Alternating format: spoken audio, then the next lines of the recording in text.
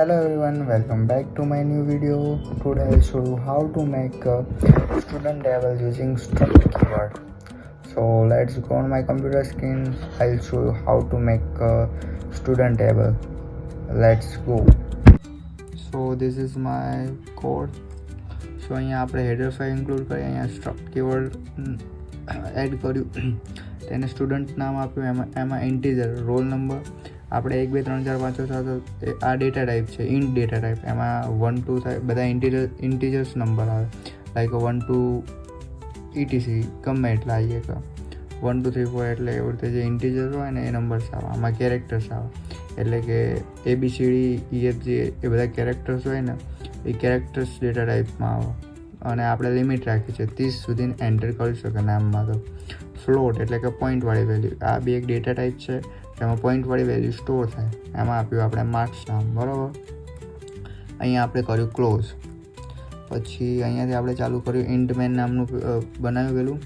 પછી એમાં આપણે પહેલાં ઉપર ડિફાઇન કર્યું, તે નીચે ડિફાઇન કર્યું. અહીંયા એસ કર્યો, કેમ કે આપણે અહીંયા બધે એસથી એક્સેસ કરીશું, એના માટે એસ રાખ્યો છે. ઓકે, અહીંયા સ્ક્રીનને ક્લિયર કરવા માટે ક્લિયર્સ કરવા વાપર્યું. અહીંયા પ્રિન્ટ કર્યો કે યુઝર પાસેથી એન્ટર માંગશે કે રોલ નંબર એન્ટર કરો, એ અહીંયા સ્ટોર થશે. અહીંયા બી માંગશે નેમ એન્ટર કરો, અહીંયા સ્ટોર થશે. અહીંયા માંગશે માર્ક્સ એન્ટર કરો, અહીંયા સ્ટોર થશે, બરાબર. પછી અહીંયા ઇન્ટીજરમાં સ્ટોર થશે એટલે ડી કર્યો. અહીંયા સ્ટ્રિંગમાં સ્ટોર થશે એટલે એસ કર્યો. અહીંયા ફ્લોટમાં સ્ટોર થશે એટલે એફ કર્યો. પછી આપણે સ્ટુડન્ટનું ટેબલ બનાવવા માટે પહેલાં સ્ટુડન્ટ નામનો રેકોર્ડ પ્રિન્ટ થશે. પહેલાં સ્ટુડન્ટ નામનું એક હેડિંગ, એની અંદર આપણો રોલ નંબર પ્રિન્ટ થશે.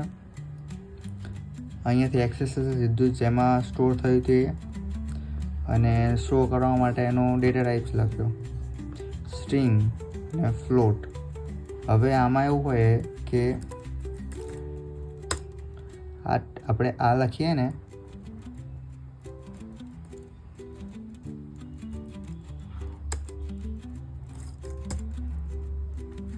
એટલે પોઈન્ટવાળી વેલ્યુ આવે. અને આ સ્પેસ માટે છે, આ /n કર્યો છે સ્પેસ માટે છે. અને સ્ક્રીનને ક્લિયર કરવા માટે ગેટ CH વાપર્યું, એટલે ક્લિયર કરવા માટે અને હોલ્ડ કરવા માટે ગેટ CH વાપર્યું. અને આ રિટર્ન ટાઈપ્સનો પૂરો ડેટા છે એટલે રિટર્ન કરાયો 0. આનું આઉટપુટ જોઈએ આપણે.